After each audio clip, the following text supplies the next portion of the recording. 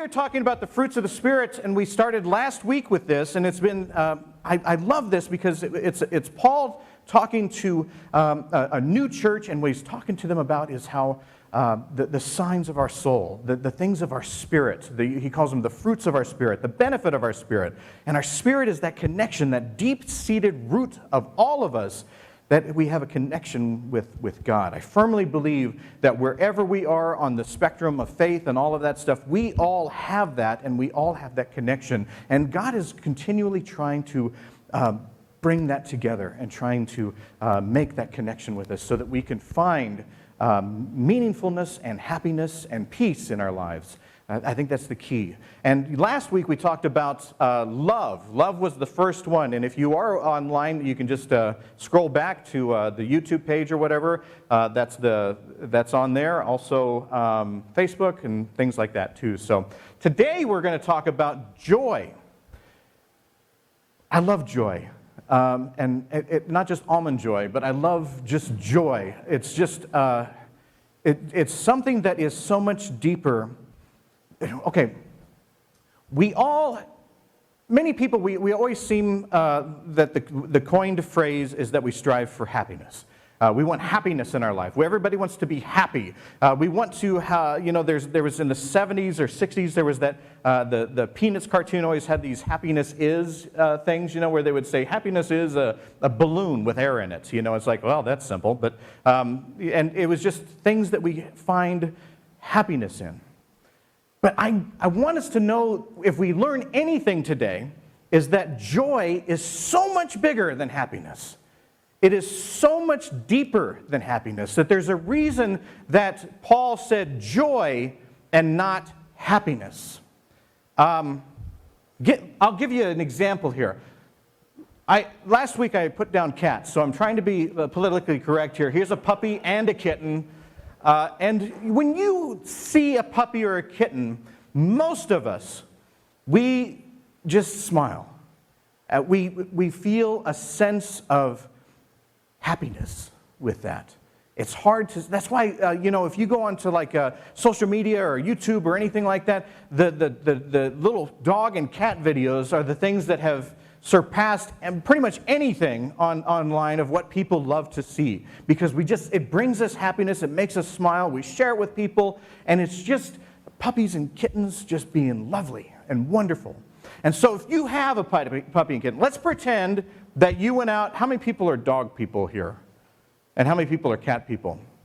Okay, let's pretend you got a dog, and you just bring that dog home, because cats, I'm sorry, it's going to be, or a kitten, okay. You have a puppy or a kitten, and you bring it home, and you're sitting with that kitten, and you just love looking at that kitten, and that dog and all that kind of stuff, and it just makes you smile. It brings you that true happiness. And then that dog or cat starts to reach a certain age where the cuteness, is starting to, go a little bit, and they're starting to look a little bit more straggly, and they don't really care for you anymore, and they just, they start to do this kind of fight for the domination and all this kind of stuff. Okay, so the attitude kind of changes just a little bit. Let's say that kitten, that dog, that puppy that you love so much, that brings you happiness, you come home one day, and that puppy or kitten has pooped in your favorite hat. Okay, that's an awful thing, right? And you just come home and you're ready to go out, and you go and grab your favorite hat, and there's poop in it. And you just, that's not something that you can wear anymore. And so now you're upset because you have a hat filled with poop. How many times can I say poop in a sermon? Let's keep this going. So, were we at 7? Right. Not more than 7. Oh. The word is not one of the 7 you can't say. It's not one of the 7 you can say. So I can say poop all I want? Well, poop. So, okay, we just want to, I'm just thinking about poop now. I don't know why. I'm sorry, but that's, and we come home and there's the poop in our hat, and so we sit there and we are upset because we have this hat that's ruined and everything like that. And so suddenly our happiness that we had is now gone. right? It has now changed to another emotion, and that emotion is either anger or distraughtness, or you're just you're sad because you lost your hat. You know, all of these kind of stuff because the situation now has changed. Because the happiness that we feel is something that is based on the situation. That's why we seek happiness. We seek happy situations. We want things in our life that are meaningful and cherished and all of that kind of stuff. We want things that are fun and all of that. But when things like that don't happen in our lives, we often lose that sense of happiness. And so the puppy that we once brought happiness, now we look at the poop in our hat, I said it again, and now we've lost that happiness. But does this mean that you no longer love or want the puppy or the kitten? I can't see your faces, so I'm going to say that you said no. Because the love that you have for that puppy or that kitten is much bigger than the situation that has happened. You still have an underlying core value of love for that being. And that helps you get through the situations that sometimes change your moods from happy to angry or sad. And we can add, instead of puppy or kitten, we can put other things in that. I see family over here. I see parents with children. I'm sure, I don't want to know if they pooped in your hat, but I'm sure that they have done things and times in life where you've had not such a happy occasion. But your love for those kids never changes. The love, and that's sometimes why you get so affected emotionally, is because that core value of love and cherishing the children is something that you hold dear. We have that also. I see spouses. You guys have that core. We have two people that are going to get married in about 2 months here. You have that core of love that even if you have a bad day or something, that underlying core of love is something that you hold dear and something that gives you the strength to work through those things. When you have a puppy that does something to your hat like that, you want to work through it. You want to train them. You want to fix the problem because you care about them. That is the difference between happiness and joy. Joy is something that is not dependent upon the situation, but something we carry deep within us. It is the core happiness, for lack of a better word, that God gives us. It's that core that makes us know that we are part of something beyond ourselves. It's that core connection that God makes with us. Like when you first make a connection with the puppy or the kitten or your child or your spouse or whatever, there's that core feeling that you have and that hangs on for the rest of your life. That is what joy brings us. And that's why joy is so important for us to understand, and it's so important to understand it and connect with it. Because that joy will give us the strength to go through times that do not seem so happy. Brian was talking to me just before service today. Brian Kotis here is a friend, a mentor, a pastor, and a fellow bald man. So I cherish our times together. But there are times when, he said, people with spiritual lives, they tend to be healthier than people without spiritual lives. It's because we understand that joy. It's because we're constantly in contact and exercising the acknowledgement of the joy that we have in our lives. Let's pick just a piece of scripture here. This dates back to the time when Mary was going to go see her cousin. Mary just found out that she was pregnant. She was going to give birth to Jesus, and her cousin was going to give birth to John the Baptist. And they meet for the first time, and what she says is, "Why has this happened to me, that the mother of my Lord comes to me? For as soon as I heard the sound of your greeting, the child in my womb leapt for joy. That's John the Baptist inside of her. And it wasn't the tacos that she had earlier. It was John actually leapt inside of her. In other words, she knew that this connection that she had with the Son of God, with Christ, with Mary, all of this that was going to happen was a source of joy. Now, if you go beyond that story and go a little bit further, you know that their life does not remain happy. It will be filled with grief. It will be filled with tragedy. It will be filled with just unimaginable pain and suffering. Mary and both of them will see their children go through tremendous agony, pain, and suffering. They will disconnect with them. They will lose them. They will grieve. They will mourn. They will do all of these things. But the one thing that they will hang on to is the joy. Because that they know that the joy is what gets them further. It's the difference between happiness and joy is the difference between talking about a minute from now and eternity. And when you know that you have joy for eternity, it helps you survive the minutes of pain. Right now in our lives, we have a lot of things that are challenging our happiness. We have the discomfort of wearing the masks. We are in battle with people back and forth over politics, over health, over all of this kind of stuff. Division is going on. We cannot turn a page on a newspaper or a social media page or anything like that without seeing arguments. It's the theme of this current time that we live in is arguments, battle, fight. You are wrong. I'm right. You're wrong.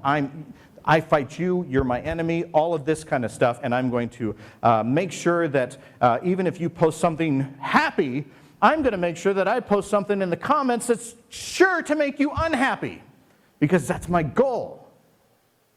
I recently, reluctantly, but did, get on TikTok. Thank you. I don't even know what these things are called. I'm not going to say who pressured me the most, but it was Julianne. She was telling me that that's to reach people and to help spread the message that I needed to be on this platform. And I thought Paul the Apostle probably would. He'd probably use every means that he could to reach people. So I get on this platform and I post some things, and one of the things that I post is about Jesus loving us. It's a simple message.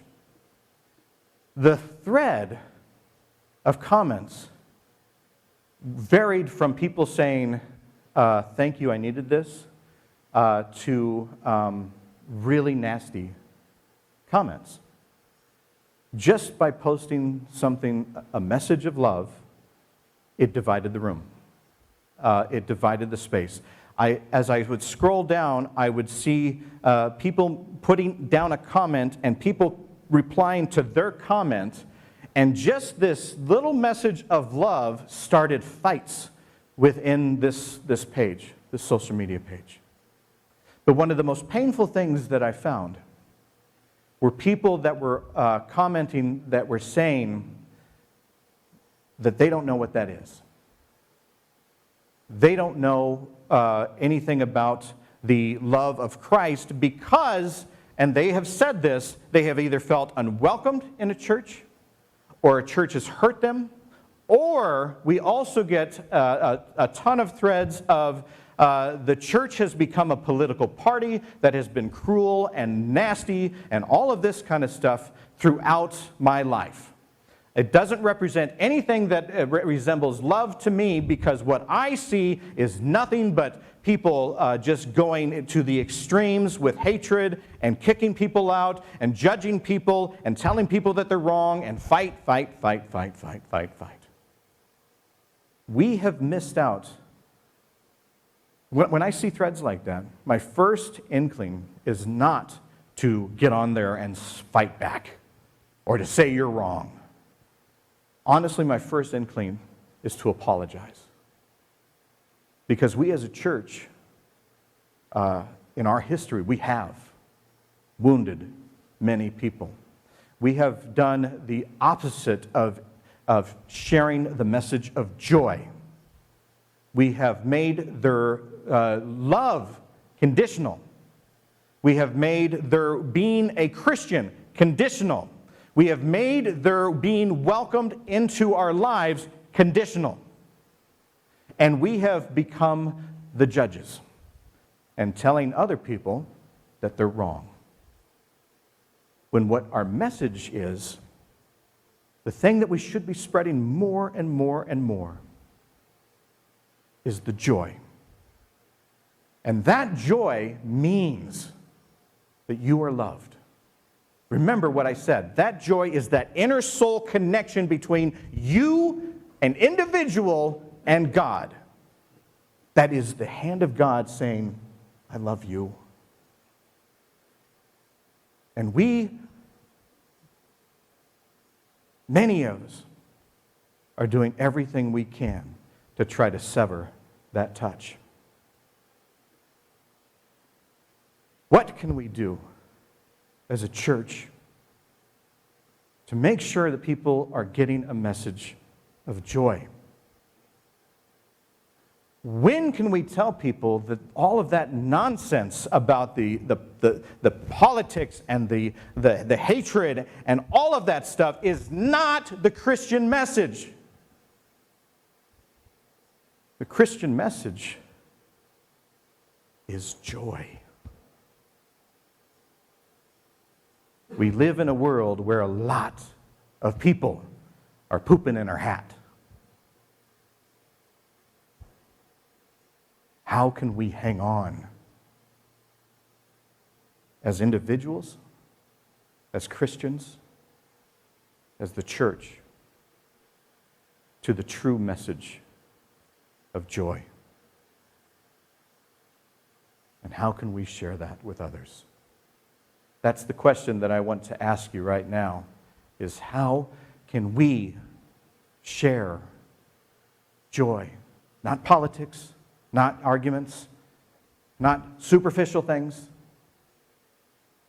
I'm not even talking about happiness or other, I'm talking about the core of joy. I believe that's our call. I believe that's our call, and it is imperative right now that we become those, for lack of a better words, those disciples, those advocates, that we do everything we can to make sure that the message that people need to hear is not the message that the hateful people are spreading, but the true message of Jesus Christ, which is joy.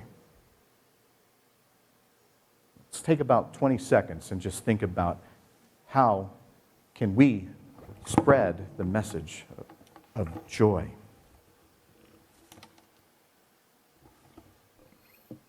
We live in a noisy world right now, a world where a lot of people think that the louder they are, the more they'll be heard. It can be confusing sometimes, and it can be very discouraging. It's hard to walk into a place and have such division that even something like a health thing turns into a political thing. I pray that when we go out into the real world again, that we hear the voice that matters. Through the chaos, through the anger, through the division, I pray that we listen to the true voice that is simply saying, I love you. I love you. Hear it. Spread it. Love God. Love yourself. Love your neighbor. Amen.